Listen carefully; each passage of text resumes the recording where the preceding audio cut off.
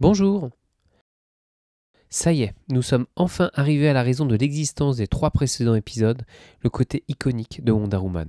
Car oui, les gens peuvent la détester, l'adorer, voire l'ignorer, et pourtant, si on veut toucher les gens en parlant d'une femme forte, alors on utilise le personnage de Wonder Woman. Ici, nous parlons bien sûr d'icône culturelle, définie par Denis Meyer, c'est-à-dire pour le cas présent, une personne qui représente une idée pour un large groupe culturel. Vous êtes prêts? C'est parti!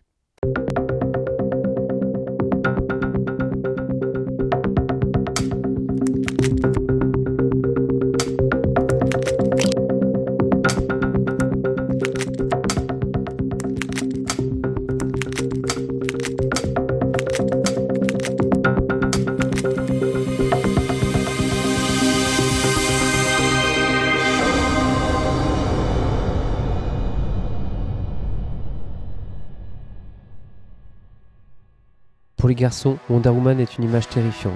Pour les filles, un idéal morbide, où Batman est anti-femme, l'attractive Wonder Woman et ses collègues sont définitivement anti-masculins. C'est ce qu'écrit Frederick Watham, insinuant que Batman était gay et Wonder Woman lesbienne, dans son très controversé livre Seduction of the Innocent, publié en 1954. J'ai voulu axer cet épisode sur 2 pôles. Tout d'abord, l'aspect commercial, qui semble évident au premier abord, puis l'aspect social. Par là, je pense bien sûr l'utilisation de son image pour défendre des causes. Commençons par son côté bankable. Selon beaucoup d'éditeurs, si on veut vendre une collection de comics, rien de mieux que la proposer avec une femme. L'éditeur Urban l'a bien compris. Lors des éditions Best of en 2016, celui-ci propose les titres les mieux vendus de la collection DC à petit prix. La tranche de chaque album complétait un dessin d'Alex Ross montrant la célèbre Trinité. Amusant car, dans la sélection des albums les mieux vendus, le seul titre présentant une héroïne n'était pas Wonder Woman, mais Harley Quinn. Harley Quinn, vous êtes d'accord, permet de tout vendre en ce moment. Cette Deadpool au féminin a su s'émanciper de son tuteur le Joker, mais ceci est une autre histoire. D'ailleurs, Harley Quinn est fan de Wonder Woman, permettant ainsi à la firme d'imaginer un team-up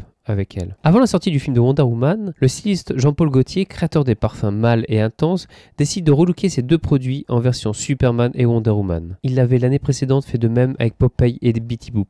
Rappelez-vous, dans l'épisode 1, je parlais de Gloria Steinem et de sa manifestation pour que les pouvoirs de Wonder Woman lui soient rendus. J'avais aussi parlé de la présidente de DC, Jeannette Kahn, en 1981, qui propose pour les 40 ans de la super-héroïne la plus connue, de créer une fondation Wonder Woman Foundation. Une fondation qui deviendra d'ailleurs Wonder Woman World. Dès sa création, Wonder Woman devient modèle pour l'émancipation de la femme. Le 21 octobre 2016, Wonder Woman est élue ambassadrice honoraire de l'ONU, dans le cadre d'une campagne à destination des femmes et petites filles prévue de durer jusqu'en 2017. Malheureusement, elle s'achèvera le 17 décembre de la même année. Des pétitions ont été signées reprochant qu'exhiber, je cite, une femme blanche à grosse poitrine aux mensurations impossibles, tout juste vêtue d'un body moulant, n'aidait pas à aider pour la lutte pour les droits des femmes. Comme quoi Wonder Woman ne fait pas l'unanimité, ou du moins son physique. D'ailleurs, c'est amusant à propos de son physique. Parce que lors de sa création en décembre 1941, Wonder Woman était beaucoup moins sexualisée que les super-héroïnes contemporaines de son époque. Marston ne voulait pas en faire un fantasme pour hommes, et encore moins une source de culpabilité pour les femmes. Les choses ont bien changé durant les années 90, avec des gens comme Greg Rucka et plus précisément Mike Deodato Jr. Son pantier-tolé devient short, puis un slip, et finalement même dans certaines cases devient alors un string avec certains dessinateurs. Oui, les scénaristes peuvent demander aux dessinateurs de se calmer sur le physique d'un personnage. C'est arrivé récemment lorsque Grant Morrison a reproché au dessinateur Frank Shaw le fait que Wonder Woman apparaissait un peu trop souvent en position et en tenue suggestive sur les couvertures. L'image de Wonder Woman a toujours véhiculé un côté bénéfique. Il suffit d'écouter certaines cosplayeuses participant à des galas de charité pour être convaincu. D'ailleurs, 2 cosplayeuses en particulier ont su utiliser son image pour des causes de charité. Le Paula Péril est une série d'aventures mettant en vedette la susnommée jouée par Valérie Pérez. Valérie Pérez pose en Wonder Woman et vend les clichés de ses shootings. Elle visite aussi les enfants malades avec son costume. La liste est longue entre les hôpitaux, les galas de charité. En réalité, elle accepte de participer à tous les événements à travers le monde. On peut dater ses apparitions en Wonder Woman depuis 2006. Kid Queen est aussi créatrice de ses propres costumes. Elle endosse souvent celui de Wonder Woman depuis qu'elle s'est lancée dans le monde de cosplay en 2009. Elle participe à la web-série Sweeters of the Galaxy et lors d'une interview explique que Wonder Woman est toujours la bienvenue pour participer à n'importe quel événement. Elle a un costume reconnaissable entre tous et tout le monde l'aime. Kid Queen a aussi participé à de nombreux galas de charité et d'événements pour des enfants malades. Paula Péril et Kid Queen rappellent aussi la fonction première du titre de Wonder Woman, celle d'ambassadrice de la paix. Wonder Woman a toujours été une icône féministe. Même si dans les comics on diminuait sa force, les lectrices, elles, la gardaient comme un modèle. Son image est aussi utilisée pour décomplexer les femmes, comme sur la couverture du livre, les Wonder Woman portent aussi des culottes gainées.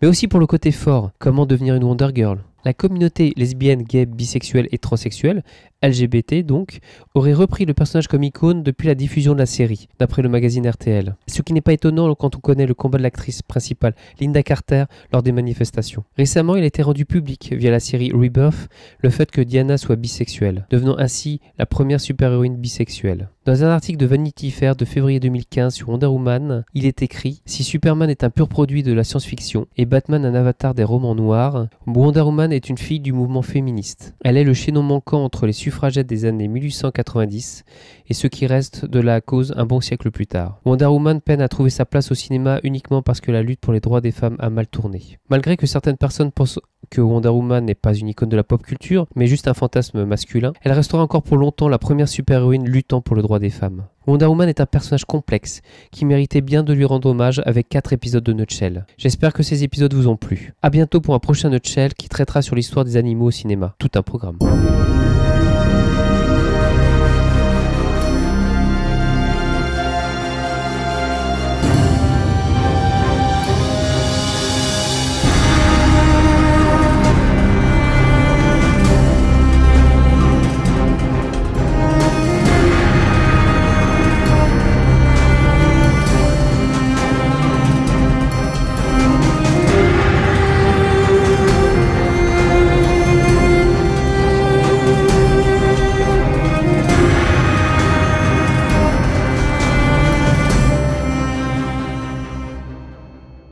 Pendant un an, j'ai fait un sondage autour de moi pour savoir quel élément principal évoque le personnage de Wonder Woman. Sur un éventail de plus de 500 personnes, voici les réponses. 47% la culotte étoilée, 10% le fouet ou le lasso, 5% la tiare, 31% le body, 2% la force, 5% Amazon.